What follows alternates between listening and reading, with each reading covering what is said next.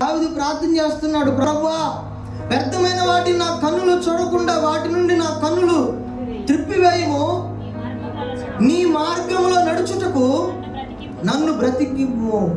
ఇటువంటి ప్రార్థన మనం కూడా చేసుకోవాలా వద్దా? చేసుకోవాలి.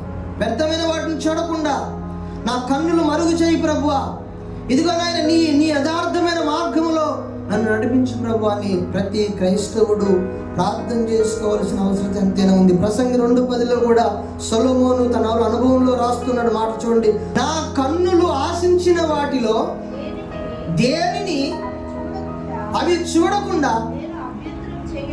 చూడండి, సొలొమోను పడిపోవడానికి గల కారణం ఏం తెలుసా? తన కన్నుతో ఏదైతే చూశాడో చూసిన ప్రతి దాన్ని చూడకుండా అభ్యంతరం చెయ్యలేదంట. మీ కన్నులతో ఏది చూసినా దాన్ని చూడకుండా మీ కన్నులకు అభ్యంతరం కలిగించకపోతే ఒకరోజు పాపంలో పడిపోయే పరిస్థితి వస్తుంది. సొలొమోను దేవుని బిడ్డలారా, దేవుని జ్ఞానాన్ని పొందుకున్న వ్యక్తి, అతి చిన్న వయసులో రాజ్యాన్ని పరిపాలించిన వాడు. సొలొమోను రాజ్యం ఎలా ఉందో తెలుసా? ఒక్క మరణ హోమం కూడా జరగలేదు సొలొమోను పరిపాలనలో. ఒక్క రక్తపాతం కూడా జరగలేదు. ఒక్క వ్యక్తి కూడా చనిపోలేదు. సొలొమోను యొక్క రాజ్యము చాలా ప్రశాంతంగా నెమ్మదిగా పరిపాలించాడు 40 సంవత్సరాలు. అతడు అంత నెమ్మదిగా పరిపాలించిన వ్యక్తి తన కన్నులతో ఆశించినది ప్రతిది కూడా తన కన్నులకు అభ్యంతరం చెప్పలేదు. కొంతమంది అభ్యంతరం చెప్పరండి, ఊరికే చూస్తూ ఉంటారు, ఫోన్ ఏంటియో చూస్తూ ఉంటారు. కొంతమంది రాత్రులు 12, 1 కూడా అవుతుంది. అన్ని వట్టియే వ్యర్థమైనవి.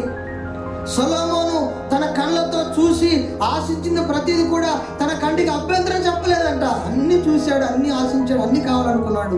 లాస్ట్కి విశ్వాసుల పట్టికలో ఈ యొక్క సొలొమోను పేరు రాయబడలేదు.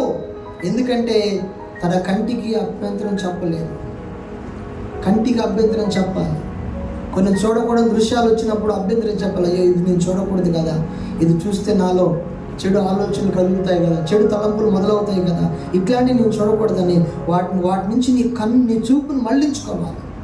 అప్పుడు కుటుంబాలు బాగుపడతాయి, అప్పుడు ఏమండి జీవితాలు కట్టబడతాయి, అప్పుడు జీవితాలు మారుతాయి, అప్పుడు జీవితాలు నెమ్మదిగా ఉంటాయి, అప్పుడే జీవితాలు సుఖవంతంగా ఉంటాయి, అప్పుడే జీవితాలు. యేసేపు ఎదుటికి పాపం వచ్చింది, తన కంటికి అభ్యంతరం చెప్పాడు. ఇది నేను చేసే పని కాదు, ఇది నాకు తగింది కాదు, నేను దేవుని మనిషిని. అభ్యంతరం చెప్పాడు కాబట్టే దేశాన్ని పరిపాలించాడు.